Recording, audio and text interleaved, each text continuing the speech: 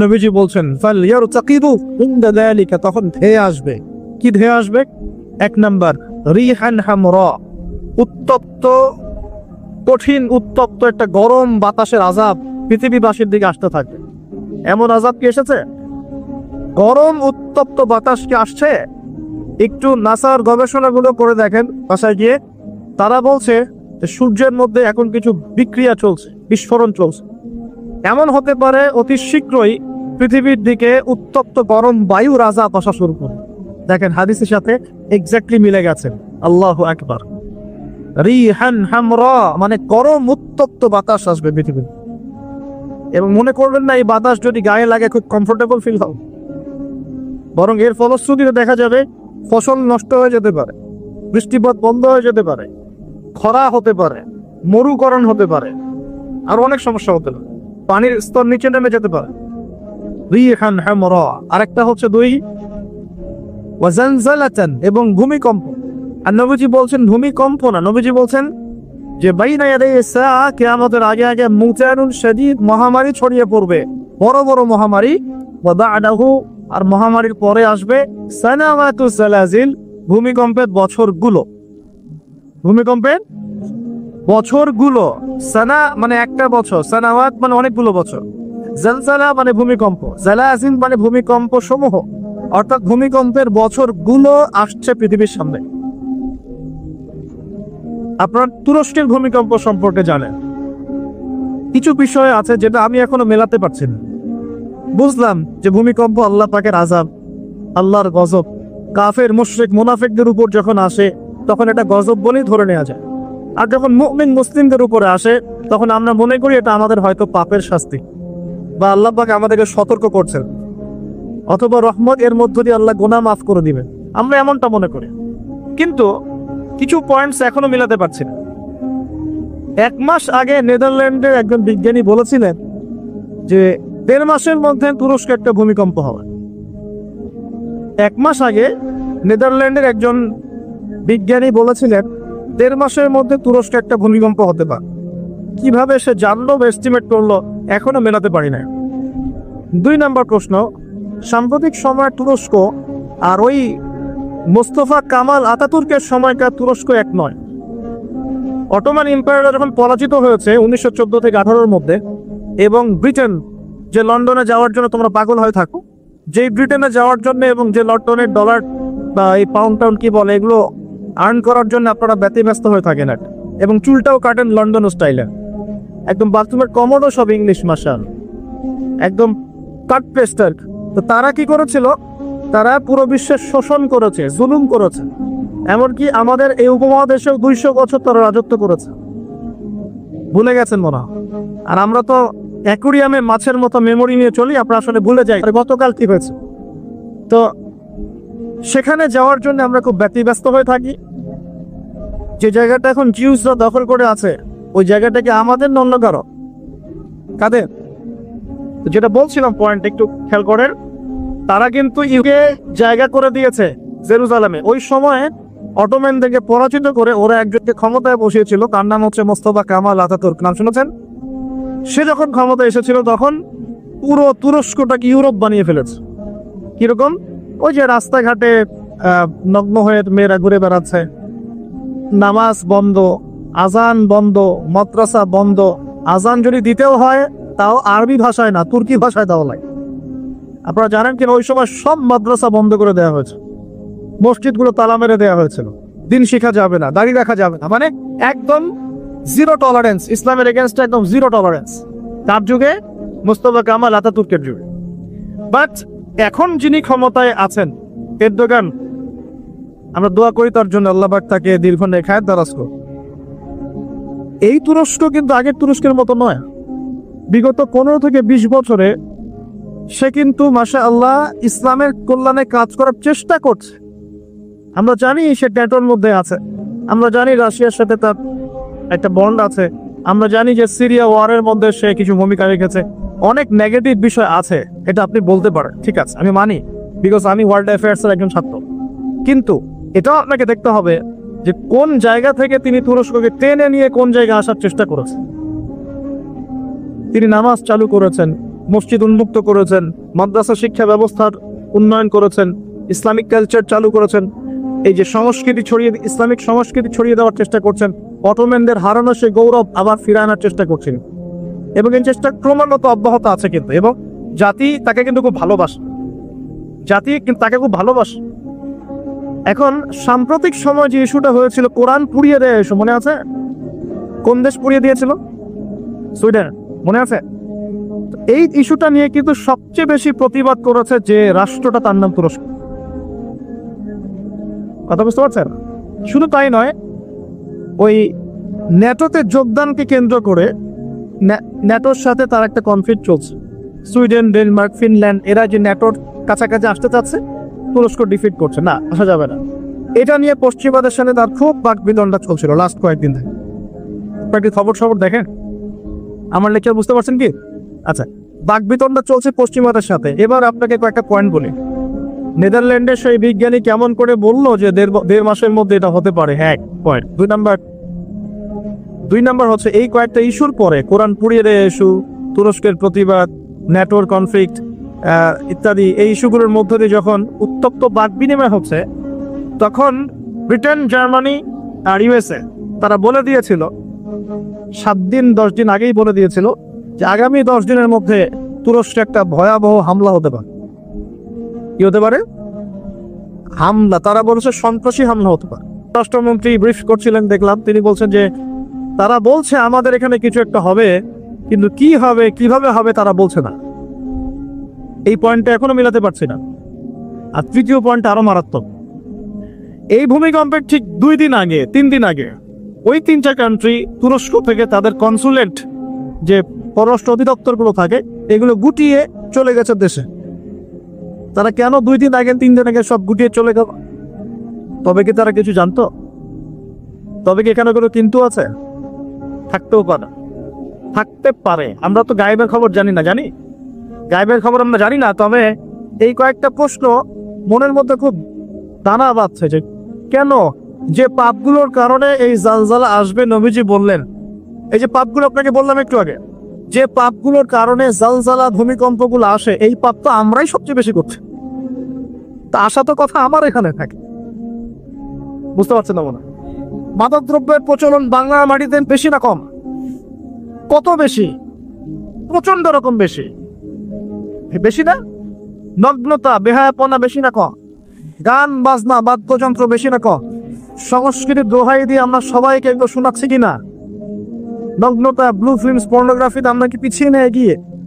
Corruption, দুর্নীতিতে আমরা কত নাম্বার? আজকে আসছি 12, আগে ছিল 13, আজকে হয়েছে 12। মাশাআল্লাহ, উন্নতি হয়েছে আমাদের। আচ্ছা, তারপরে এই যে আমানতের খেয়ানতে আমরা পটু না কম না বেশি? একটা হাতি উপর থেকে আস্তে আস্তে এখানে মাছি হয়ে যায় কিনা? একটা হাতি উপর থেকে আস্তে আস্তে মাছি হয়ে যায় কিনা?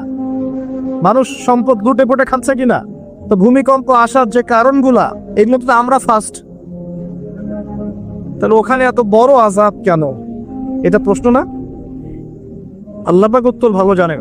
তবে হতে পারে এটা পুরো মুসলিমদের জন্য একটা শিক্ষা। যদি তোমরা সতর্ক না হও, তাহলে তোমাদের কাছেও কিন্তু এই আযাব আসবে। আর ওই বিজ্ঞানী, যে বিজ্ঞানীর কথা বললাম, তার ব্যাপারে আজকে রিসার্চ করতে গিয়ে দেখলাম সে আরো একটা নিউজ দিয়েছে। সে বলেছে যে খুব সাম্প্রতিক সময়ে, অদূর ভবিষ্যতে, সে বলছে যে চায়না, পাকিস্তান, বাংলাদেশ, আফগানিস্তান, এই পুরো কন্টিনেন্টে আর একটা ভয়াবহ ভূমিকম্প হতে যাচ্ছে। দুটো প্রশ্ন করবো, সে কেমন করে এস্টিমেট করতে পারে, আর তার কথা ফলতেছে কিভাবে? তবে সায়েন্স বলছে, এবং কোরআন হাদিস থেকে আমরা এটাও দেখছি যে হ্যাঁ, ভূমিকম্প যে পাপের কারণে আসে, এই পাপগুলো আমরা কিন্তু করছি, কম বেশি সবাই করছি। আর 2 নাম্বার হচ্ছে যে টেকটনিক প্লেটের কথাগুলো বলা হয়, বা এই যে ফ্রন্ট লাইনগুলোর কথা বলা হয়, এগুলোও কিন্তু আমাদের দেশ, পাকিস্তান, আফগানিস্তান, চায়নার দিকে আছে, মায়ানমারের দিকে আছে। আর এটা হাদিস থেকে আমি জানি কিয়ামতের আগে আগে 3টা বড় বড় ভূমিকম্প হবে। কয়টা ভাই? 3টা। এই কিয়ামতের 10টা বড় আলামতের মধ্যে এই 3টা হচ্ছে অন্যতম। নবীজি বলেছেন, একটা হচ্ছে পৃথিবীর পূর্ব দিকে, যেখানে আমরা বসবাস করি, Bangladesh, Pakistan, Sri Lanka, India, Myanmar, Indonesia, Malaysia, পূর্ব দিক। এদিকে একটা ভূমিধস হবে, একটা হলো পৃথিবীর পশ্চিমে, মানে ওই যে পশ্চিমা সভ্যতা, যেখানে যাওয়ার জন্য আপনি ব্যতিব্যস্ত হয়ে আছেন। আর 3 নাম্বার হচ্ছে পৃথিবীর মাঝখানে জাজিরাতুল আরবিয়া, আরাবিক পেনিনসুলার মধ্যে একটা ভূমিকম্প হতে পারে। এই 3টা হবেই, রাসূল সাল্লাল্লাহু আলাইহি ওয়াসাল্লাম বলেছেন। আর তিনি আরো বলে গেলেন যে বা'দাহু সানাওয়াতু সালাসিল, মহামারীর পরে আসবে ভূমিকম্পের বছরগুলো। এই পুরো বিষয়গুলো একত্রিত করলে আমাদের সচেতন হওয়ার দরকার আছে কি নাই? এখন কি আমরা সবাই 20-30 তলা বিল্ডিং বানানো শুরু করব? সচেতন মানে কি? আমরা কি আশ্রয় কেন্দ্র বেশি বেশি বানানো শুরু করব? আমরা আরো ওই যে কিছু কিছু সিমেন্টের অ্যাড দেখায়, এই সিমেন্টে বাড়ি বানালে ভূমিকম্পেও কাঁপবে না, এগুলো করব আমরা? নাকি সর্বপ্রথম কি প্রয়োজন? আধ্যাত্মিক পবিত্রতা প্রয়োজন, তাসকিয়া প্রয়োজন। আল্লাহ পাক আমাদের সবাইকে তওবা করে ফিরে আসার তৌফিক দান। একই সাথে পশ্চিমাদের সমস্ত ষড়যন্ত্রের ব্যাপারে চোখ কান খোলা রাখার তৌফিক দান। দুটোই দরকার আছে, আছে কি নাই? দুটোই দরকার আছে। বর্তমান বিশ্ব এমন একটা জায়গায় দাঁড়িয়ে আছে যার প্রত্যেকটা ডিপার্টমেন্ট ফিতনা এবং ফাসাদ দিয়ে ভর্তি। যে কোনো টপিক চুজ করেন, পরিবার, সমাজ, ধর্ম, রাজনীতি, অর্থনীতি, এমন কোনো সেক্টর নাই যেটা এখন ফিতনা এবং ফাসাদ মুক্ত। প্রত্যেকটা সেক্টরই ফিতনা এবং ফাসাদ। ফাসাদ ধর্মের মধ্যেও আছে, ফাসাদ আজকে পরিবারগুলোর মধ্যেও আছে, ফাসাদ এখনকার সমাজগুলোতে আছে, অর্থনীতির মধ্যে আছে এবং পলিটিক্সেও আছে। যেমনটা ফেরেশতারা বলেছিলেন আল্লাহ রাব্বুল আলামিনকে যে আতাজআলু ফিহা মান ইউফসিদু ফিহা ওয়া ইয়াসফিকু দিমা, হে আল্লাহ, আপনি কি এমন কাউকে পৃথিবীতে পাঠাতে চাচ্ছেন যে পৃথিবীতে গিয়ে ফিতনা এবং ফাসাদ সৃষ্টি করবে অথবা রক্তপাত ঘটাবে? কার ব্যাপারে কথা বলা হয়েছে? আদম সন্তানের ব্যাপারে। আল্লাহ পাক যখন ফেরেশতাদেরকে ডেকে বললেন, ওয়াইজ ক্বালা রাব্বুকা লিল মালায়েকা, যখন ফেরেশতাদেরকে তোমার রব বললেন ইন্নী জাইলুন ফিল আরদি খলিফা, আমি পৃথিবীতে আমার খলিফা পাঠাতে চাই, তখন ফেরেশতাদের উত্তর ছিল এমন, আতাজআলু ফিহা মান ইউফসিদু ফিহা ওয়া ইয়াসফিকু দিমা, হে আল্লাহ, আপনি কি এমন কাউকে পৃথিবীতে পাঠাবেন যে পৃথিবীতে গিয়ে ফিতনা এবং ফাসাদ সৃষ্টি করবেন এবং রক্তপাত ঘটাবে? ওয়ানাহনু নুসাব্বিহু বিহামদিক ওয়া নুকদ্দিসু লাক, অথচ আমরা ফেরেশতারাই তো আপনার হামদ, সানা, স্তুতি এগুলো বর্ণনা করছি এবং আপনার পবিত্রতার জয়গান গাচ্ছি। আল্লাহ পাক তখন বলেছিলেন যে ইন্নী আ'লামু মা লা তা'লামুন, আমি যা জানি তোমরা তা জানো না। তো আল্লাহ পাক এখানে বলছিলেন যে ইন্নী আ'লামু মা লা তা'লামুন, আমি যা জানি তোমরা তা জানো না। এখন বিশ্বের দিকে তাকালে আমরা দেখতে পারি ফেরেশতাদের কথা মাশাআল্লাহ ফলে গেছে। আপনি ধর্মের দিকে তাকিয়ে দেখেন, দেখবেন ধর্মের মধ্যে অনেক বিভক্তি সৃষ্টি হয়েছে, অথচ সমস্ত ধর্মের স্রষ্টা একজনই, আল্লাহ রাব্বুল আলামিন। আল্লাহ পাক হচ্ছেন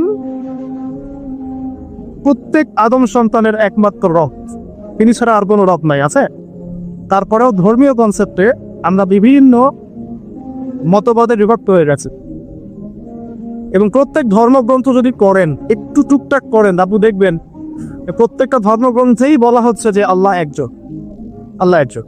যে কোনো ধর্মগ্রন্থ হাতে নেন, দেখবেন আল্লাহ একজন। শুধু তাই নয়, বড় বড় রিলিজিয়নগুলোর রিলিজিয়াস স্ক্রিপচার্স যেগুলো আছে, ধর্মগ্রন্থ যেগুলো আছে, সেখানে মুহাম্মদ সাল্লাল্লাহু আলাইহি ওয়াসাল্লাম যে শেষ নবী সেটাও বলে দেওয়া আছে। তাহলে এরপরেও এত শততা বিভক্ত কেন আমরা? কারণ আমাদের মধ্যে দুটো স্বভাব ডুবে গেছে।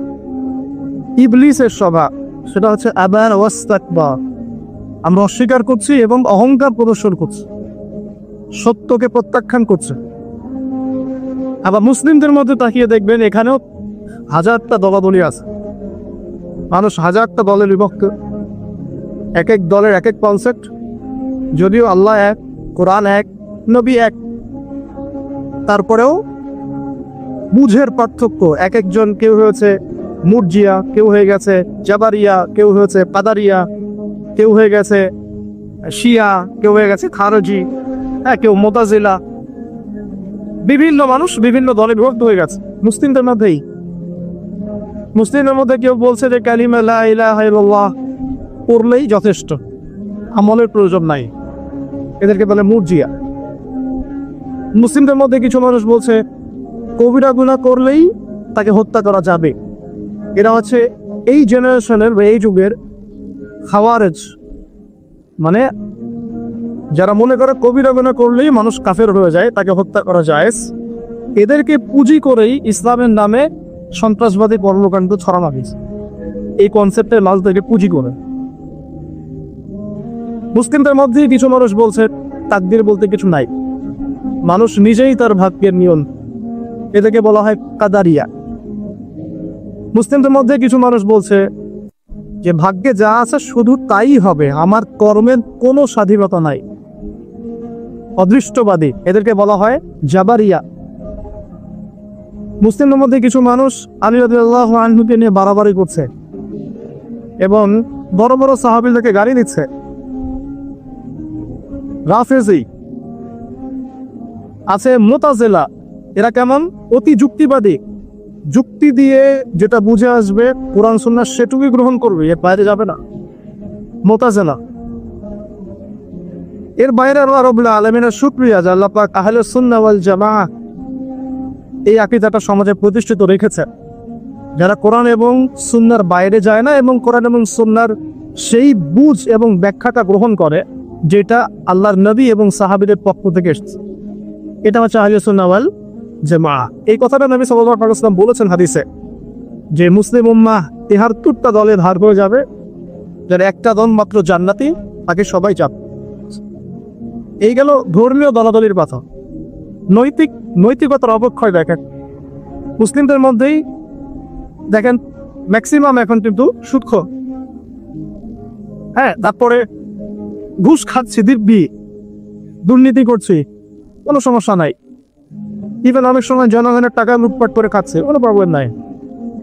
রাষ্ট্রীয় সম্পত্তি নিজের গনিমত মনে করছে। আমি গতকাল রাতেও এই হাদিসটা আবার পড়েছিলাম। কিয়ামতের আলামতগুলোর মধ্যে এটা অন্যতম একটা, যে রাষ্ট্রীয় সম্পদকে মানুষ নিজের সম্পদ মনে করে খাওয়া শুরু করবে। মানুষ দান সদকা এবং যাকাতটাকে নিজের উপর বার্ডেন মনে করবে। এটা কি বোঝা? যাকাতের বোঝা। এখানে 10টা 12টা কথা আছে। মানুষ খামর মানে মদ, মাআজিফ মানে বাদ্যযন্ত্র, তারপরে জুয়া, তারপরে জিনা, এগুলোকে মানুষ হালাল মনে করবে, হালাল মনে করে নিবে, মদ পান করবে, নাম অন্য দিবে। আমানতদার ব্যক্তি হয়ে যাবে খেয়ানতকারী, আর প্রত্যেক খেয়ানতকারী ব্যক্তিকে মানুষ মনে করবে আমানতদার। তো নৈতিক অবক্ষয়টা দেখেন, যে মুসলিম হিসেবে জন্মগ্রহণ করার পরে, কোরআন সুন্নাহ হাতে পাওয়ার পরে আমরা এখন সুখ খাচ্ছি দিব্যি, এটা কোনো ব্যাপার না। বরং এমন একটা কনসেপ্ট এখন চলছে, সুদ না খেলে আবার এই যুগে চলে না, মানে মায়ের সাথে জেনা না করলে কি এই যুগে চলে না। রংপুরের একটা ঘটনা, যে আমি এক ডক্টরের কাছে গিয়েছি, ডক্টর টেস্ট পাওয়ার জন্য গাড়ি থামিয়েছি, দৌড় দিয়ে একটা ছেলে আসছে, আর দূর থেকে আমাকে দেখেছে, সে গ্লাসে নক করছে। গ্লাস খুলে বললাম কি সমস্যা বলেন? তো বলছে হুজুর জাস্ট আপনাকে দেখে দৌড়ে আসছি একটা খালি মাসআলা জানার জন্য, যে একটা ঘটনা ঘটেছে আমাদের এলাকায়, এটার সলিউশন কি হবে। অনেককে জিজ্ঞাসা করেছে, অনেক কথা বলেছে, আপনার মন্তব্য জানতে আমি দৌড় দিয়ে এসেছি। কি ঘটনা ভাই? তো বলছে যে আমাদের এলাকায় একজন ছেলে, মাদকাসক্ত ছেলে, মানে এডিক্টেড, ড্রাগ এডিক্টেড, সে তার নিজের মায়ের সাথে জেনা করে ফেলেছে। এটা শোনার পরে আমি আসলে কি অ্যান্সার দিব, আমি প্রায় 2 মিনিট চুপ করে বসে আছি। আজ বলবেন কি বলবেন? আমার এই ছেলের এখন করণীয় কি এটা জানতে আসছো, কি করবে? 2 মিনিট চুপ করে থাকার পরে আমি খালি একটা কথাই বললাম, যে আল্লাহর কাছে খালেস ভাবে তওবা করতে পারে, এর চেয়ে বেশি পিছনে হওয়ার। তো ঘটনাটাকে আপনাদের কাছে কত বিব্রত বোধ হচ্ছে, অরুচিকর মনে হচ্ছে, খারাপ মনে হচ্ছে, কিন্তু আমরা এখন দিব্যি সুদ খাচ্ছি, মায়ের সাথে জেনাও করছি, খারাপ লাগছে না, বরং যুক্তি দিচ্ছি এগুলো না করলে কি যুগে চলে। মহিলাদের অবস্থা দেখেন, গ্রামে গঞ্জে সব সুদি এনজিও ছড়িয়ে পড়েছে, কিন্তু তারা সদস্য, জমি জমা ভিটে মাটি গরু ছাগল সব খোয়াচ্ছে, তারপরেও খেতে হয়। কারণ ওই যে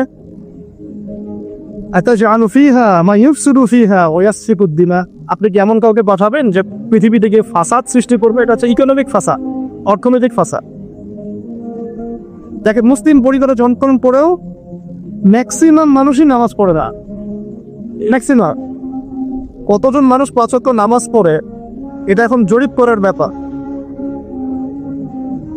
দেখবেন মেজরিটি সংখ্যক কোরআনটাকে বিশুদ্ধ করে তেলাওয়াত বা প্রচারণ। কথাগুলো রূপকথা মনে হচ্ছে, বাস্তব জীবনে নেমে এসে দেয়। ওই যে বলি না আমরা, তাওহীদি জনতা মাঠে আছে, তাওহীদি জনতা মসজিদেই নাই। সে বুঝলেন কোন মাঠে আছে? তারপরে মুসলিম পরিবারে জন্মগ্রহণ করে দেখবেন পর্দা একটা ফরজিয়াত, এই কনসেপ্টই নেই। বরং এখন চেতনা এমন যে গায়ের জামাকে তো ছিঁড়ে খুলে ফেলতে পারলে বাঁচবে, মানে এখন এই যুগ চলছে। একটু আমি দেখাচ্ছি কিভাবে এই জায়গায় আসছে। দেখেন, একটা সময় ছিল যে মানুষ সিগারেট খেত, স্মোক করতো। আমরা ওই জেনারেশনটা দেখেছি, স্মোক করতো চুপ চুপ চুপ করে, ওই চায়ের দোকানের পর না গো, এই বাথরুমে ঢুকে ওই মাঝের ওই বনাতে গিয়ে কেউ যেন দেখে না। তারপরে কয়েক বছর পর পরিস্থিতি একটু পরিবর্তন হোক, ওপেন স্মোকিং, সবাই ভাইয়ের সাথেও স্মোকিং, বন্ধুর সাথে স্মোকিং, পরে বাবার সাথেও দেখা যাচ্ছে ছেড়েছে। একটা যুগ আসলো। দেখেন, তারপরে আস্তে আস্তে নতুন নতুন মদ আসতে লাগলো, গাঁজা, হেরোইন, প্যাথেলি, হুইস্কি ইত্যাদি ইত্যাদি, পেন্সিল, ইয়াবা। এখন ইয়াবার যুগ, আরো আপগ্রেডের কোনো মদ আসছে। এখন সিগারেট টিকেট কোনো বিষয় না, কিন্তু ফ্যাশন। যদি কেউ ইয়াবা খায় তাহলে বলা হচ্ছে হ্যাঁ, এ মাদক সেবী। আর বাই দ্য ওয়ে, আমাদের দেশে কিন্তু নিবন্ধিত 190টা বারও আছে, হ্যাঁ, এবং দেশি 204টা ব্র্যান্ড চলছে, আর বিদেশি 38টা ব্র্যান্ড চলছে। পারমিট পেয়েছে 85,070 জন। এবং এই মাদক সংশ্লিষ্ট এনজিও আছে প্রায় 76। 21 বছর হলে যদি কেউ পারমিটধারী হয়, সে মদ খেতে পারে, খুব সংসদে। এটা নাগরিক অধিকার। আবার আশ্চর্যের ব্যাপার এটাও যে এগুলো খুলে উন্মুক্ত করার পরেও আবার মাদক নিরাময় কেন্দ্রও আছে 7টা। মানে ওভাবে খাবেন, এডিক্টেড হয়ে যখন জীবনটা নষ্ট হবে, এই 7টা নিরাময় কেন্দ্রে এসে আপনি চিকিৎসা নেন। এগুলো ডিপার্টমেন্ট আছে, সদর দপ্তর আছে, সব গোয়েন্দা সংস্থা আছে। এবং মাদকদ্রব্য নিয়ন্ত্রণ অধিদপ্তরও আছে। তো এটা একটা সার্কাস, মানে এই ওয়ার্ল্ডটা হচ্ছে একটা সার্কাসের যুগ। এই বিশ্বে যা হচ্ছে না, খালি চোখ দিয়ে যা দেখছেন, এর বেশিরভাগই সার্কাস। যেটা বলছিলাম, এখন ইয়াবার যুগ চলছে না। একটা সময় ছিল যখন ছেলে মেয়ে যদি অ্যাফেয়ার করতো লুকিয়ে লুকিয়ে, চিঠি দিয়ে, কেউ যেন না জানে, তাই না? ঠিক, তার মানে এগো পার করে আসছে, লুকিয়ে লুকিয়েছেন, কেউ যেন দেখে না ফেলে। কফি শপে বসলেও খুব সাবধানে, রিক্সায় বসলে কেউ যেন না দেখে। তারপরে একটা যুগ আসলো, এই জানলে কোনো সমস্যা, বাসায় ওপেন, আমার গার্লফ্রেন্ড, ও আমার গার্লফ্রেন্ড, ও আমার বয়ফ্রেন্ড, আমরা বিয়ে করবো, আমরা প্রতিশ্রুতি দিয়েছি একটা পর, কোনো প্রমাণ। তারপর একটা যুগ আসলো যে যেহেতু প্রেম করছি, বিয়েই তো করতে যাচ্ছি, তো সেক্স করলে সমস্যা তো। তখন আবার সেক্সুয়াল অ্যাক্টিভিটি শুরু। মেয়েরা যদি বাইরে বের হতো, তাহলে যদি কোনো মেয়ের শর্ট কামিজ থাকতো বা আটো-সাটো পোশাক থাকতো, সে গিলটি ফিল করতো যে সবাই আমার দিকে তাকাচ্ছে, কেমন লাগছে। আর বেশিরভাগ মানুষ এমনটা করতো না, ওই কয়েকজন করতো। আস্তে আস্তে একটা যুগ আসলো যে না, এখন বেশিরভাগই করে, সয়ে গেল। আপনার একটা যুগ আসছে সরাসরি সেক্স, প্রেমটির কিছুই নাই, এখন খালি সেক্স। পতিতালয়ে যাবো, সেক্স করবো, চলে আসবো। গার্লফ্রেন্ডের সাথে সম্পর্ক লাগে সেক্স, তারপরে বাজ বিচার করে দেখবো কোনটা ভালো। আর বাই দ্য ওয়ে আমাদের দেশে 14টা পতিতালয় আছে। হ্যাঁ, আর এগুলো আমি বানিয়ে বলছি না, আপনি গুগল করলেই দেখতে পাবো। তারপর একটা যুগ আসছে এখন যে হিজাব তো সরিয়েছি, তারপর আস্তে আস্তে ড্রেসটা একটু ছোট হল, তারপর একটু টাইট ফিটিং, ঠিক আছে, একটু শর্ট করতে করতে এখন রেভলিউশন আসছে এইটাও খুলে ফেলে দেন। ওটা আমি আপনাকে বলে দিই হাদিস থেকে, এরপর কি হবে?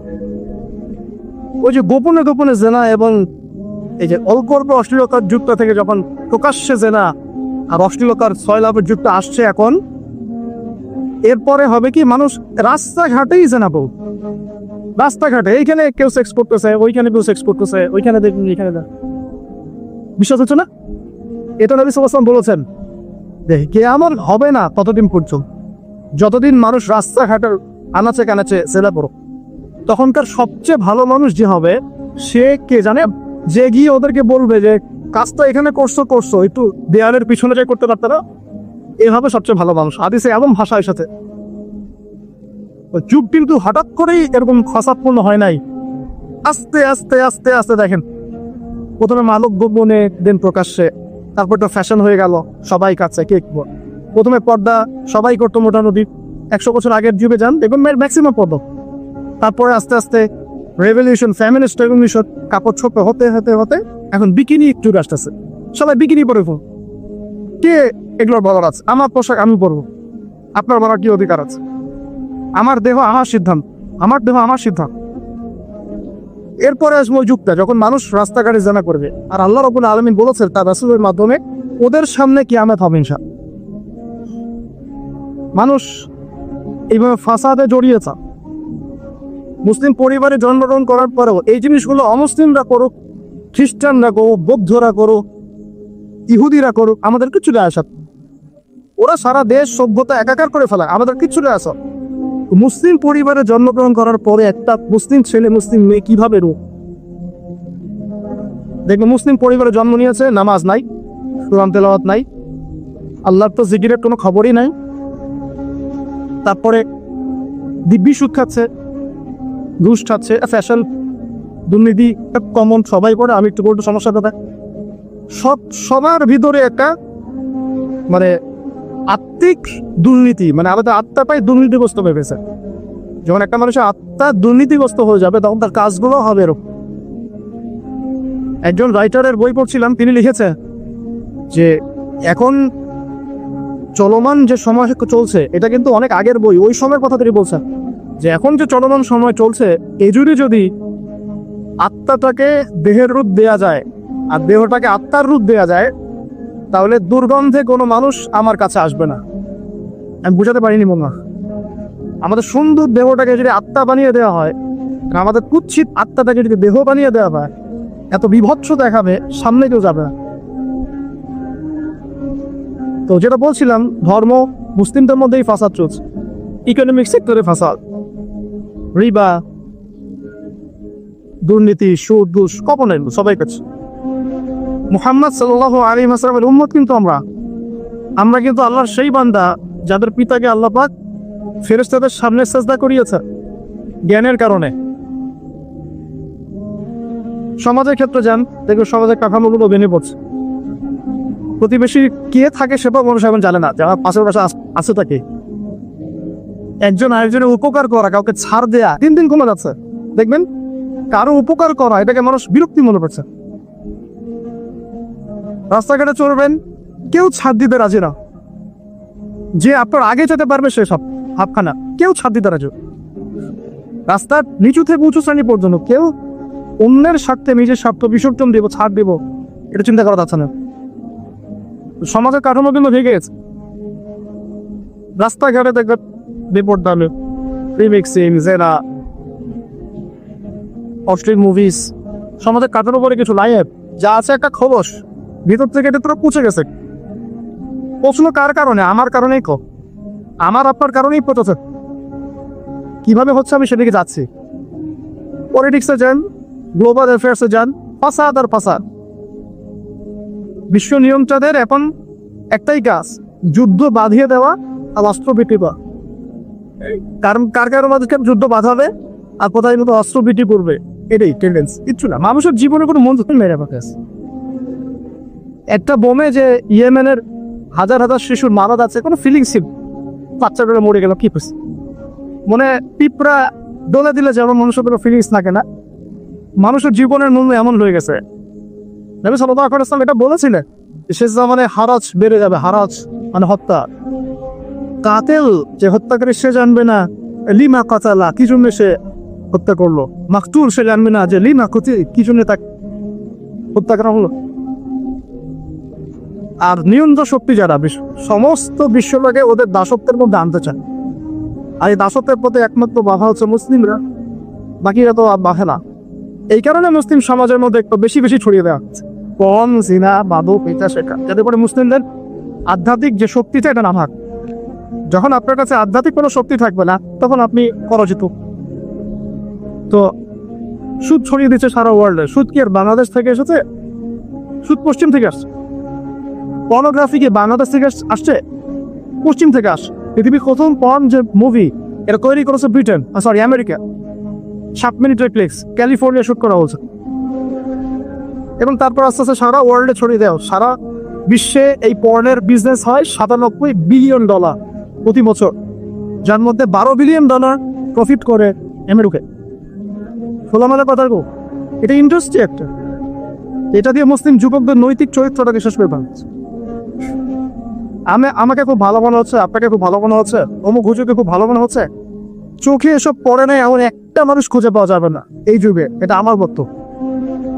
ইল্লা মাশাআল্লাহ, ইল্লা মাশাআল্লাহ, যদি এমন কেউ থেকে থাকে যে এইসব মানে কি বলবো ইন্টারনেট সেকশনের সাথে কোনো সম্পর্কই নাই, তার ব্যাপারটা হয়তো ভিন্ন।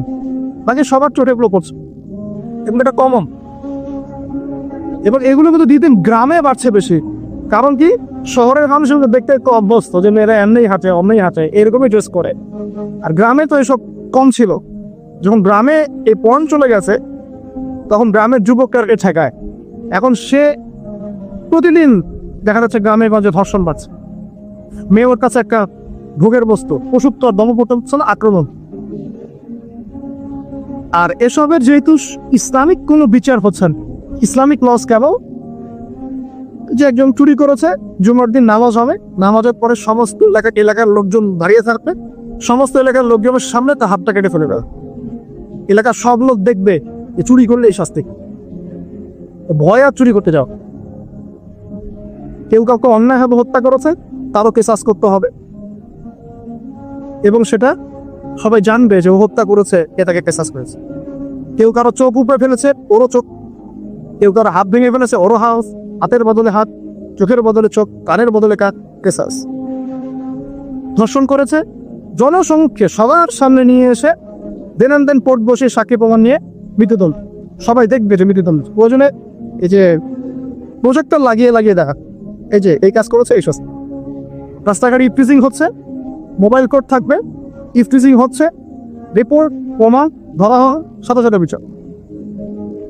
এরকম একটা মাস করলে পরে দেখবেন অপরাধের মাত্রা বাড়ে না কম। আল্লাহর কসম করে বলছি, এটা ইনশাআল্লাহ 80% কমবে ইনশাআল্লাহ। কিন্তু এটা করলে কি হবে জানেন? ওই যে পশ্চিমে বসে আছে বিশ্ব নিয়ন্ত্রণ সংস্থা, ওরা বলবে যে স্টেটের দিকে নজর রাখা, এরা মৌলবাদী হয়ে যাচ্ছে, এরা সন্ত্রাসী হচ্ছে, মানবাধিকার লঙ্ঘন করছে, ইত্যাদি ইত্যাদি।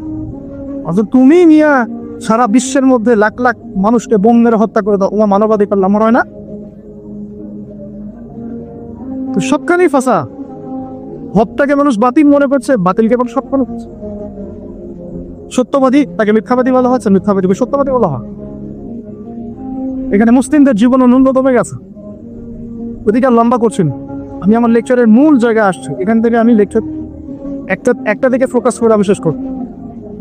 সেটা হলো, এই সমস্ত প্রবলেমসগুলো আমাদের পক্ষে সলভ করা সম্ভব নয়। সলভ করার মতো ক্ষমতা আমাদের নাই। অনেক ক্ষেত্রে আমাদের সেই জ্ঞানও নাই, এইগুলো ভাবার সময়ও নাই। কিন্তু একটা জায়গায় আমরা ফোকাস করতে পারি, একটা জায়গায়।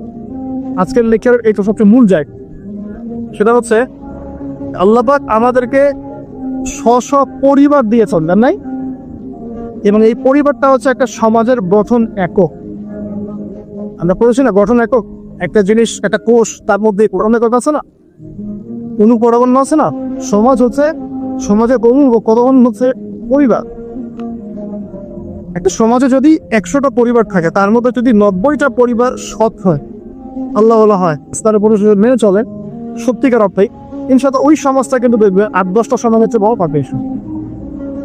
একটা সমাজে মনে করেন 100টা পরিবার আছে, 90টাই ইসলামের বিরোধী শক্তি, ইসলামের এগেনস্টে চলে, ইসলামের কোনো পরোয়া নাই, আল্লাহ পাকের হুকুম মাহকামে 5 পয়সা করো, ওই সমাজের অবস্থা নিঃসন্দেহে দুনিয়ারও ধ্বংস হবে, আখিরাতও ধ্বংস। আর এই সমাজগুলোকে নিয়েই তো একটা রাষ্ট্র নাকি? আর এইভাবে রাষ্ট্র নিয়েই তো বিশ্ব। তাহলে ক্ষুদ্রতম যে জায়গাটা সেটা কি? পরিবার। এই জায়গায় আল্লাহ পাক আপনাকে কর্তৃত্ব দিয়েছেন। এখানে কিন্তু আপনার উপর লাঠি কেউ ঘোরাচ্ছে না। আপনি অ্যাজ এ বাবা আপনি পরিবারের কর্তা, অ্যাজ এ স্বামী আপনি পরিবারের কর্তা, ভাই আপনি পরিবারের কর্তা। আমাদের প্রথম স্টার্টিংটা এই ফ্যামিলি থেকে করা উচিত। তো আল্লাহ পাক এই বিষয়ে কি বলছেন আমরা একটা বলে সামনে যাই। আল্লাহ পাক সূরা তাহরীমের মধ্যে 6 নম্বর আয়াতে বলেছেন যে ইয়া আইয়ুহাল্লাযীনা আমানু, হে মুমিনগণ, আমাদেরকে আল্লাহ পাক বলছেন হে মুমিনগণ, কু আনফুসাকুম ওয়া আহলিকুম নার, তুমি নিজে জাহান্নামের আগুন থেকে বাঁচো। আগে নিজেদের চরকায় কমিতে দাও, নিজে জাহান্নামের আগুন থেকে বাঁচো। ওয়া আহলিকুম নার, তোমার যে পরিবারবর্গ আছে এদেরকে জাহান্নাম থেকে বাঁচাও। এই বাঁচানোটা কেমন দেখে? আপনাদের বাসায় ছোট ছোট বাচ্চা কাচ্চা আছে না? আছে তো। একটা বাচ্চা যদি আগুন ধরতে যায়, ঘরে বোঝে না যে আগুন কেমন হয়, ছোট বাচ্চা, আল্লাহ না কর, সে ধরেন একটা কয়েল ধরতে যাচ্ছে, কয়লা ধরতে যাচ্ছে, হ্যাঁ আগুন হাত দিতে যাচ্ছে, তো আপনি কি বলবেন? আপনি তাকে সেভ করার চেষ্টা, সে যদি বলে না আমাকে ছেড়ে দাবে ধরবই, আপনি প্রয়োজনে একটা থাপ্পড় দিয়ে হলে সরাবেন, তাই না? এটা হচ্ছে বাঁচানো। আপনি আপনার শিশুটাকে এই যে হাতে আগুন নেওয়া থেকে বাঁচালেন। আল্লাহ পাক এটা বলছেন নিজে বাঁচো, পরিবার বর্গকেও বাঁচাও। পরিবার বর্গ যদি শুনতে না চায়, না আমি জেনা করবো, না আমি গান শুনবো, না আমি মদ খাবই, হ্যাঁ না আমি এইটা করবো ওইটা করবো, যদি আপনি বুঝে থাকেন যে আপনার কথাটা হক, শাসন করে হলেও তো তাকে বারণ করতে। এখানে আল্লাহ পাকের নসিহত হচ্ছে তোমরা নিজেরা জাহান্নামের আগুন থেকে বাঁচো, পরিবার বর্গকে বাঁচো। কোন জাহান্নাম থেকে বাঁচবে? আলাইহা মালাইকাতুন গিলাযুন শিদাদ, যেই জাহান্নামে কঠিন কঠিন মনের ফেরেশতারা আছে, পাষাণ মনের ফেরেশতা। আল্লাহ পাক তাদের মনের মধ্যে কোনো দয়া মায়া দেন। আমাদের মধ্যে দয়া মায়া আছে না? এই দয়া মায়া আল্লাহ পাক তাদেরকে দেন। শুধু আযাব দেওয়ার মতো শক্তি সামর্থ্য এবং কঠিন একটা মন দিয়েছে। অন্য সূরায় আছে তাদের সংখ্যা 19 জন। কতজন? 19 জন, মানে তারা দায়িত্বশীল। বাকি আর যে কত হাজার লক্ষ কোটি আছে আল্লাহ পাক আলাইহা তিসআতা আশার আল্লাহ পাক বলেছে। তো আলাইহা মালাইকাতুন গিলাযুন শিদাদ লা ইয়াসুনুল্লাহ মা আমারহুম ওয়া ইয়াফআলুনা মা ইউমারুন। আল্লাহ পাক ওই ফেরেশতাদেরকে যে আদেশ করেন সেই আদেশ পালনে তারা বিন্দু মাত্র গাফলতি করে না। এইসব ফেরেশতা থেকে যারা জাহান্নামের প্রহরী, এই জাহান্নাম থেকে তুমি নিজে বাঁচো, তোমার পরিবারকে বাঁচো। তোমরা যারা এখনো ফ্যামিলি শুরু করো নাই, যুবকদেরকে বলছি তাদের জন্য এই অংশটুকু বেশি বেনিফিশিয়াল হোক ইনশাআল্লাহ। তোমাদের জন্য পথ চলাটা তুলনামূলক সহজ তাদের চাইতে যারা অলরেডি ফ্যামিলি ঢুকে গেছেন, বিপদও করে গেছে, বা বড় হয়ে গেছেন, দীর্ঘ সময় পর্যন্ত আপনার ইসলামের এগেনস্টে চলেছেন, বা আল্লাহর হুকুম আকামের তোয়াক্কা করেন নাই, তাদের জন্য এটা অনেক কঠিন। কিন্তু যারা এখনো ফ্যামিলি স্টার্ট করো নাই, বা কেবল স্টার্ট করেছো বা করতে যাচ্ছ, তোমাদের জন্য এই অংশটুকু বেশি উপর। আল্লাহ পাক এখানে একটা মূলনীতি দিয়ে দিলেন, নিজে বাঁচতে হলে পরিবার বর্গকে বাঁচাতে। আর আমি আগেই বললাম পরিবার বাঁচলে সমাজ বাঁচবে, সমাজ বাঁচলে রাষ্ট্র। আসেন প্রথমে আমরা দেখি যে কোরআন কি বলছে। খুব অল্প করে বলি কারণ লম্বা সময় নেওয়ার সুযোগ নাই।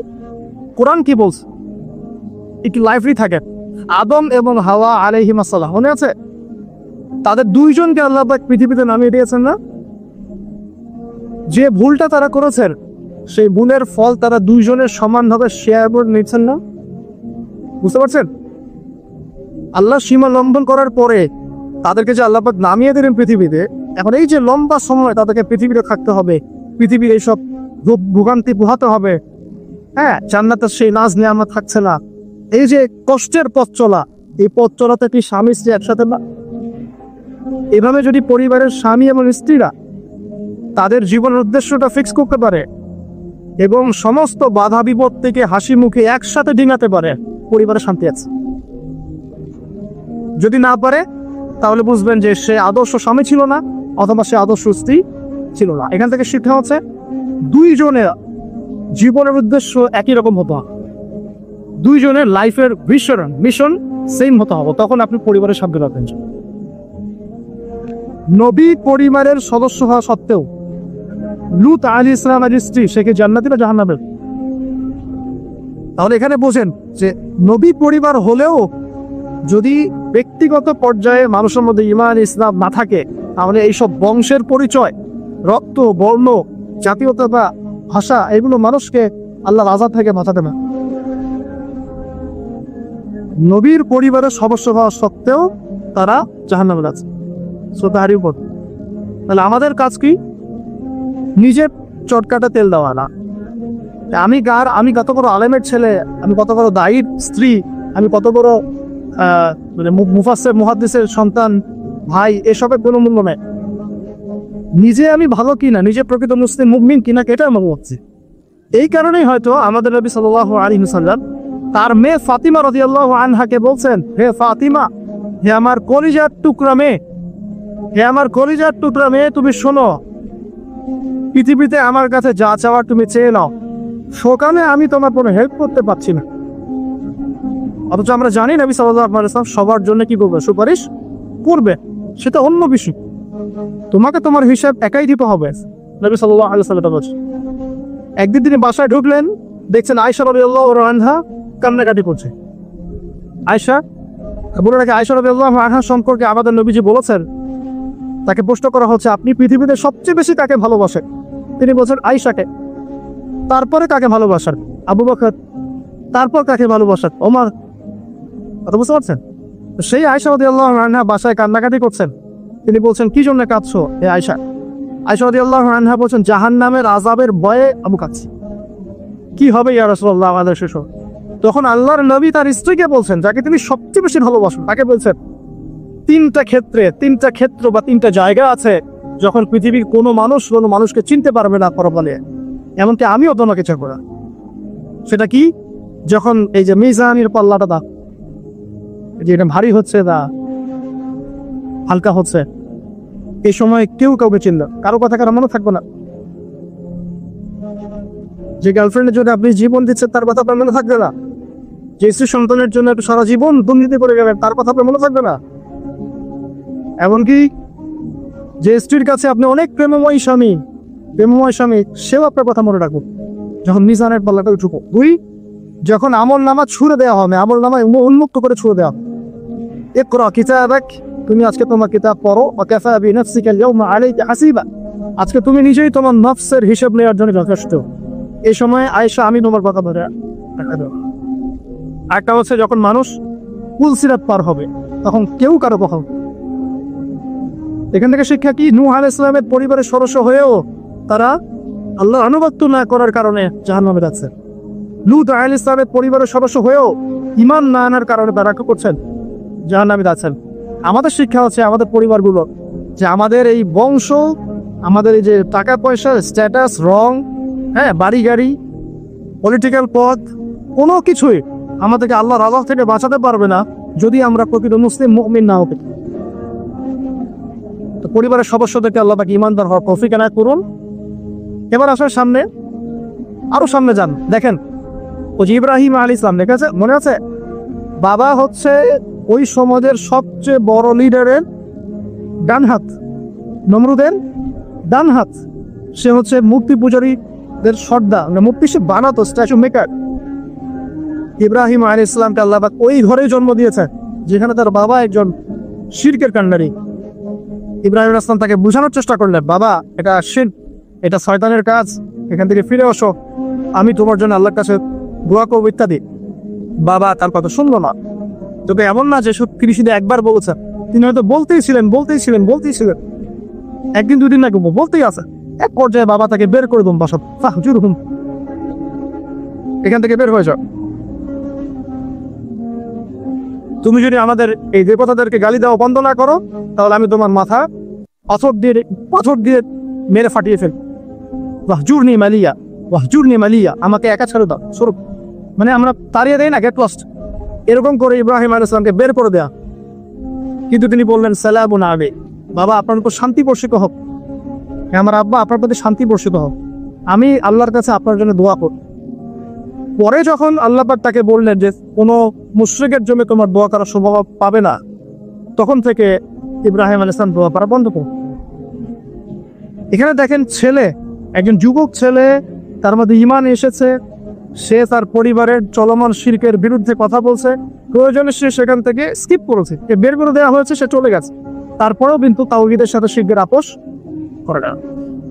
ইব্রাহিম আলাইহিস সালাম সামনে যান, ওই যে তার স্ত্রী হাজেরা আলাইহিস সালাম তার সন্তান এবং স্ত্রীকে রেখে আসছেন কোথায় বলেন?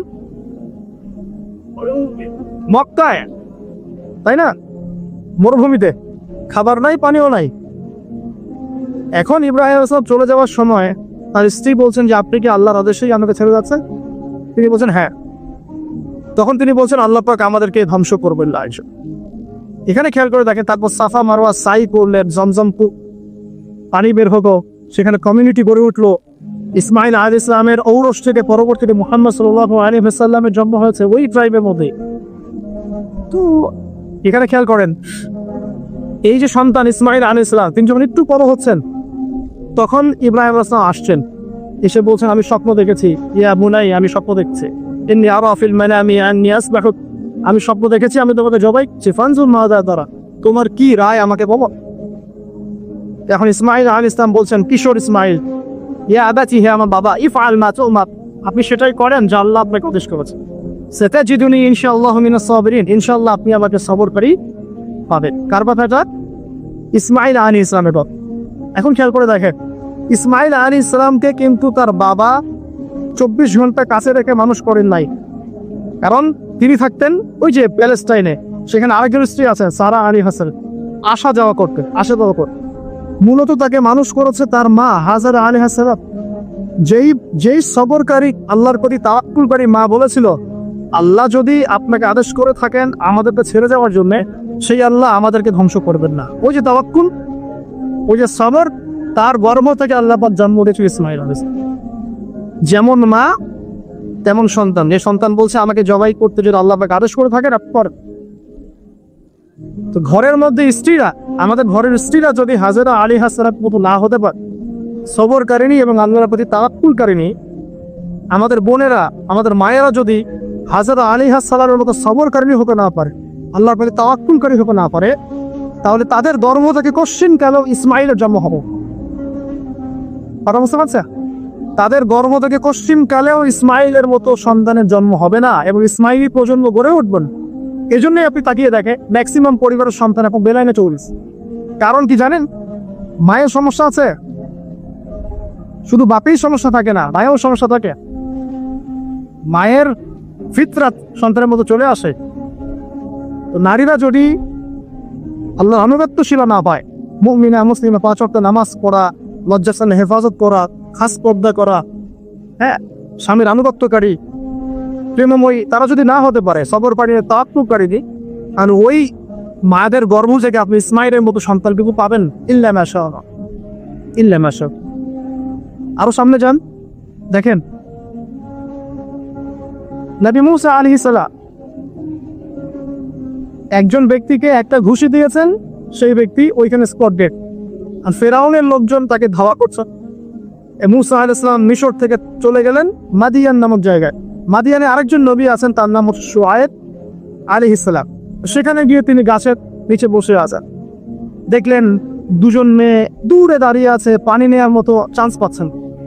ওই কওমের লোকজনের শক্তি বেশি, তো তিনি একটু শক্তিশালী ছিলেন, মুসা আলাইহিস সালাম। তিনি গেলেন, গিয়ে শক্তি খাটিয়ে ওদেরকে পানির ব্যবস্থা করে দিয়ে আমার সেই গাছের এখানে এসে বসলেন, বসে আল্লাহর কাছে দোয়া করছেন, রব্বি, হে আমার রব, লিমা আনজালতা ইলাইয়া মিন খায়রিন ফাকি। এখানে কিন্তু তার কোনো গৃহ নাই, থাকার জায়গা নেই, খাওয়ার কিছু নাই, কোনো পরিচিত কেউ নাই, একদম নিঃস্ব শূন্য হাতে হাত উঁচু করে আল্লাহর কাছে বলছেন, রব্বি ইন্নী লিমা আনজালতা ইলাইয়া মিন খায়রিন ফাকি। হে আল্লাহ, আপনি আমার উপর যে অনুগ্রহটা বর্ষণ করবেন আমি এর জন্য ভিখারি হয়ে বসে আছি। এবার আল্লাহ পাক ওই একটা মেয়েকে পাঠালেন। ওই মেয়েটা আসবো লাজুক ভঙ্গিতে, লজ্জাশীলতা, চোখ নিচু করতে। এই যে এখনকার এই যে ব্লাউজ ছাড়া শাড়ি পরা জেনারেশন না, এরা চক্ষু নিচু করে আসলেন। এই হাঁটাটাকে মতো প্রশংসা করছেন। সে লজ্জাশীলতার সাথে হেঁটে আসলো, এসে মুসা আলাইহিস সালামের সামনে দাঁড়িয়ে চক্ষু নিচু করে বলল যে আমার বাবা আপনাকে ডাকছে, আমার বাবা আপনাকে ডাকছে। এই লজ্জাশীলতা মেয়েদের মধ্যে কোথায় পাবে না? একটা হাদিস আছে, যখন তোমার মধ্যে লজ্জা থাকবে না, তোমার দ্বারা যে কোনো পাপ করা সম্ভব। হাদিস আছে, যে কোনো পাপ করা সম্ভব। বিকিনি করেও কয়েকদিন পর ঘুরবে এরা, আমি বলে দিচ্ছি, দেখে নিন ইনশাআল্লাহ। এবং এই আন্দোলন করতে করতে এক পর্যায়ে এমন একটা অবস্থা হবে, দেখবেন যে ওটা পরেও রাস্তায় ঘুরছে। মানে ওরা দেশটাকে ওই আমেরিকান এবং ব্রিটেনদের পশ্চিমা সংস্কৃতির রঙে সাজাতে চায়। আর এই নোংরা অসভ্যতার নাম দিয়েছে প্রগতিশীলতা। শয়তান অনেক বেশি প্রগতিশীল ছিল এবং এখনো আছেও। ওই মেয়ের হেঁটে আসাটাকে আল্লাহ প্রশংসা করছেন।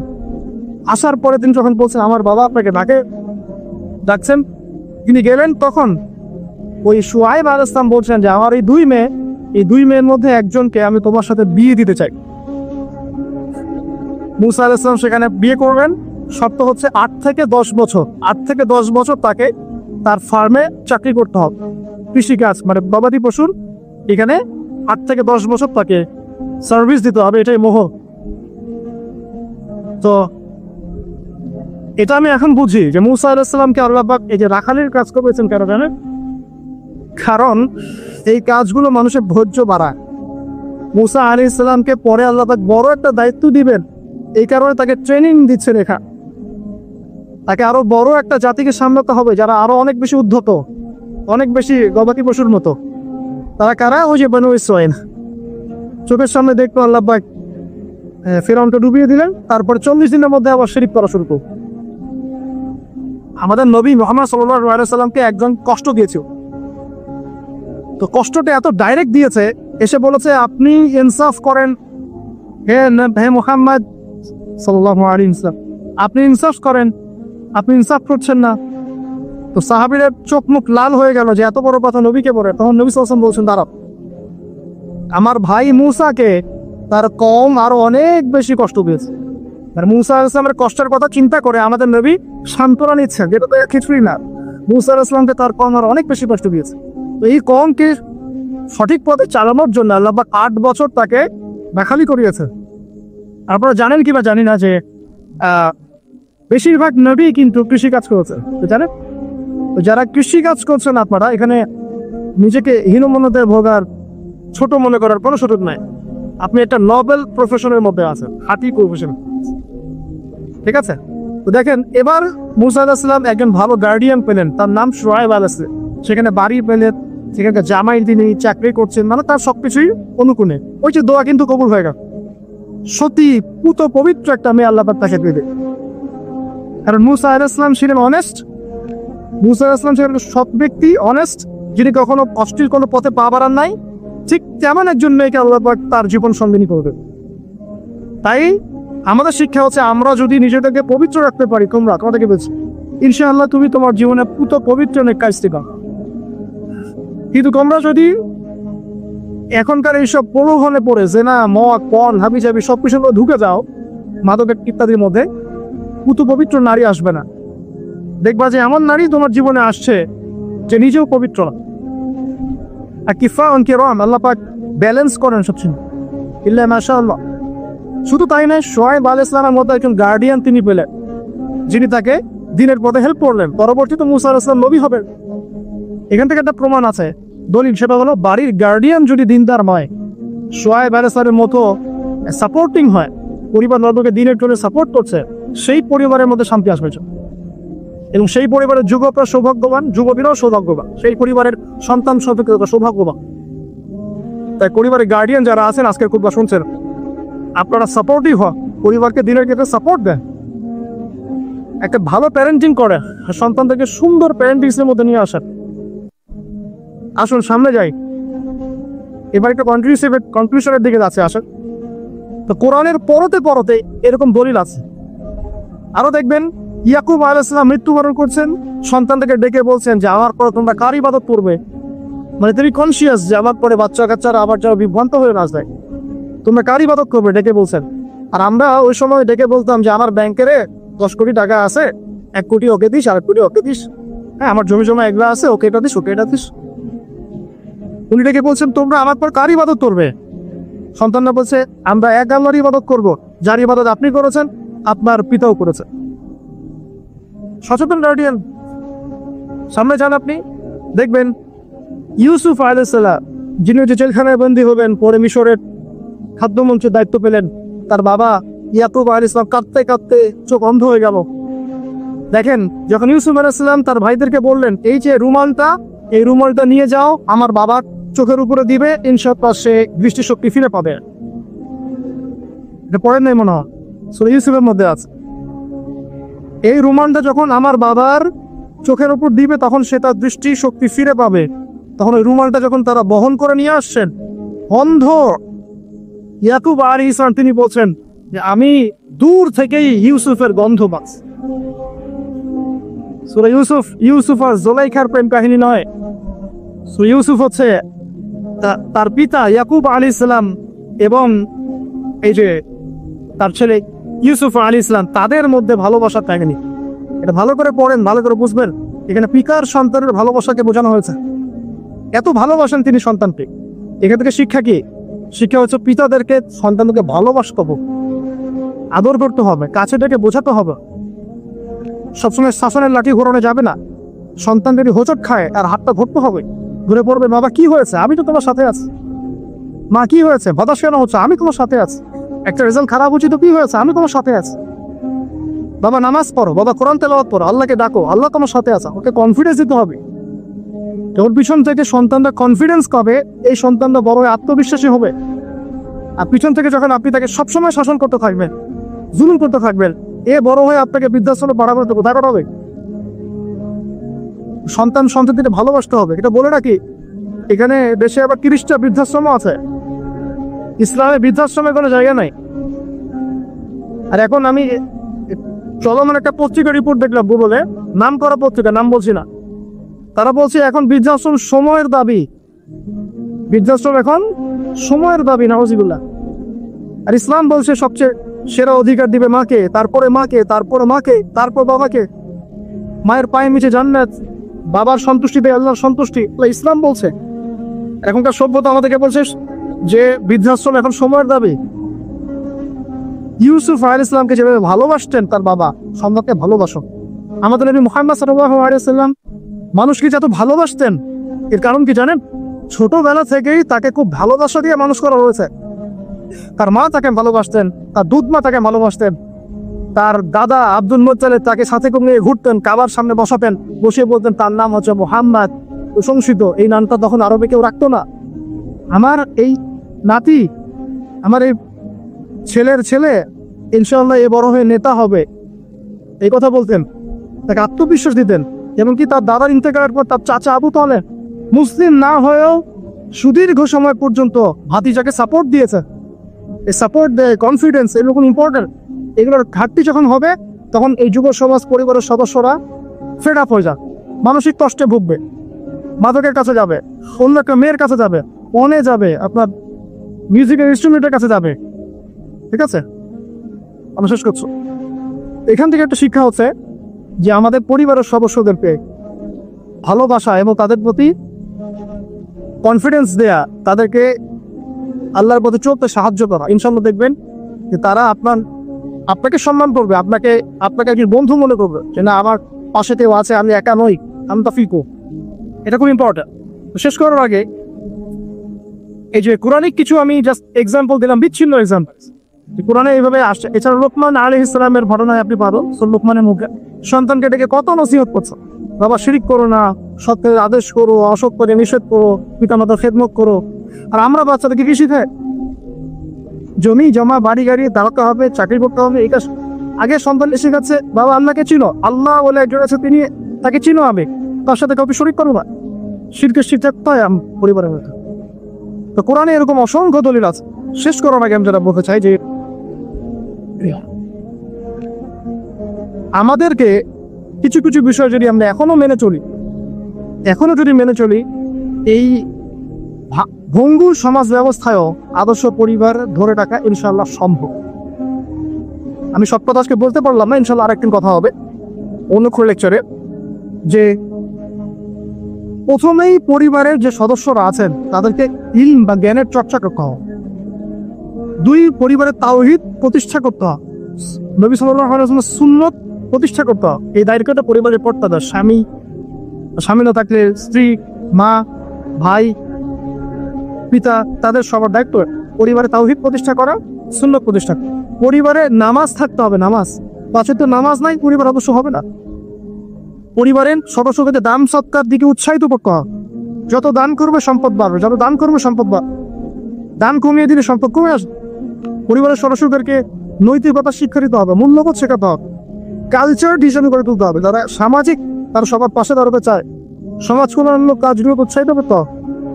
পরিবারের সদস্যদেরকে বুস্ট আপ করতে হবে, পিছন থেকে তাদেরকে আত্মবিশ্বাস দিতে হবে যে আমরা আছি তোমার সাথে, তুমি তোমার প্রতিভা অনুযায়ী সামনে যাও।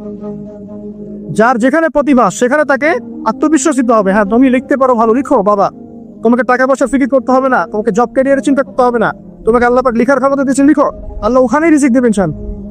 তুমি বলো, তোমাকে বলার ক্ষমতা আল্লাহ পাক দিয়েছে, তুমি ভালো করে বলো। তুমি বিজ্ঞান ভালো পারো, বিজ্ঞান নিয়ে গবেষণা করো। তুমি ভালো খেলো, ভালো করে খেলো। মানে আপনাকে ওর প্রতিভা অনুযায়ী আপনাকে বুস্ট আপ করতে হবে। ইসলামিক রুলস মেনেই 5 বাসায় পর্দার বিধান চালু করতে হবে, যাদের মধ্যে নাই। তুমি এটাকে শক্ত করে ধরতে হবে, হেলায় ফেলেও ছেড়ে দেওয়া যাবে না। বাসার মধ্যে অপসংস্কৃতি যেগুলো আছে, বাইরের কালচার যেগুলো ঢোকে, এগুলো রাস্তা বন্ধ করতে হবে। ইন্টারনেট সেকশনগুলোকে লিমিটেড করতে হবে। এবং যা দেখবেন সবাই একসাথে দেখবেন, ড্রয়িং রুমে বসে। স্মার্টফোন এত অ্যাভেলেবেল করে দিবেন না। এমনও কান্ট্রি আছে 18 বছর না হলে কেউ ফোন ইউজ করতে পারে না। আর আমাদের জন্মের পর থেকেই ফোন। বাচ্চার ওই ফোনটা দেওয়া মানে তার মস্তিষ্ক ড্যামেজ শেষ। দেখেন আপনি ফোন বিকামের যে কত পাপ করতেছে আল্লাহ। ফোনকে আমরা এখন আর কন্ট্রোল করছি না, ফোনই আমাদেরকে কন্ট্রোল করছে। এগুলো বন্ধ করতে হবে। বাসার সদস্যদের খাওয়া দাওয়ার দিকে ফোকাস করতে হবে, তারা কি খাচ্ছে, কেমন খাবার খাচ্ছে, ফ্রেশ ফুডের ব্যবস্থা করতে হবে। কালচার কথা বলতে হবে, সুন্দর করে কথা বলতে হবে। ঝগড়াঝাটি এগুলো দেখে যখন তারা অভ্যস্ত হয়ে যাবে, তখন তো নৈতিকতার মুখে ঘটবে। আরো কিছু বিষয় আছে, যেমন পরিবারে হৃদ্যতা, ভালোবাসা পিতামাতার মধ্যে আছে কিনা, স্বামী স্ত্রীর মধ্যে আছে কিনা, এই বিষয়টা যেন ছোটদেরকে ইফেক্ট না করে খেয়াল রাখা। এভাবে যখন ইফেক্টিভ প্যারেন্টিং আসবে, পরিবার রিজিক হালাল, সলাত আছে, কোরআন আছে, জিকির আছে, তারা সমাজ কল্যাণমূলক কাজ করছে, ইসলামিক কমিউনিটির মধ্যে আছে, হ্যাঁ, সবার সাথে একটা হৃদয়পূর্ণ সম্পর্ক আছে, তখন দেখবেন এই পরিবারের সন্তানরা ইনশাল্লাহ পরবর্তীতে গিয়ে ভালো কিছু করবে। এই পরিবারের মেয়েরা ইনশাল্লাহ স্বাধীন হোক, কিন্তু তারা যখন অন্য কোনো ঘরে যাবে, ওই পরিবার ঠিক থাকবে। তো দিনের জ্ঞান, আমল, হালাল রিজিক, সুন্দর প্যারেন্টিক্স, এগুলোর মধ্য দিয়ে আমরা আদর্শ পরিবার গড়তে পারবো ইনশাআল্লাহ। আল্লাহ পাক আমাদের সবাইকে তৌফিক ইনায়াত করুন। আমি লেকচারটা এখানে শেষ করছি। তো শেষ করার আগে আমি জাস্ট একটা বই সাজেস্ট করবো আপনাদেরকে। আমার হাতে একটা বই আছে, ইনশাআল্লাহ পরবর্তীতে কোনো এক জুমায় বা কোনো একটা সেমিনারে ইনশাআল্লাহ শুধুমাত্র এই বইটার উপরে আমি আলাদা একটা স্বতন্ত্র লেকচার বা সেমিনারের আয়োজন করবো। বইটার নাম হচ্ছে প্যারেন্টিং, জাস্ট সন্তান প্রতিপালন। জাস্ট দেখাচ্ছি বইটা, জাস্ট সন্তান প্রতিপালন, প্যারেন্টিং। এটা টোটালি ইসলামিক বই। আমি এমন করে বলছি যে এটা ইসলামিক মূলনীতি এখানে একপেশেভাবে উপস্থিত করা হয়েছে এমন নয় বিষয়, কারণ সমস্ত পরিবেশ পরিস্থিতি সাথে মিলিয়ে এ যুগে কিভাবে আপনি একজন সফলকৃত হবে, সফল মা হবে, সন্তানকে কিভাবে প্রতিপালন করবেন, এই বিষয়গুলো এখানে সুন্দর করে দেওয়া আছে। বইটা কিনতে পারেন, আল্লাহ পাক আপনাদেরকে তৌফিক দান করেন। এগুলো আমি আমার নিজে থেকেই বলছি, এটা বলতে আমাকে উৎসাহিত করে, আমি নিজে থেকেই বলছি। বইটা আমি পড়েছি, ভালো লেগেছে। আমরা দোয়া করি আল্লাহ পাক আমাদের সবাইকে আদর্শ ইসলামিক পরিবার গড়ে দিন।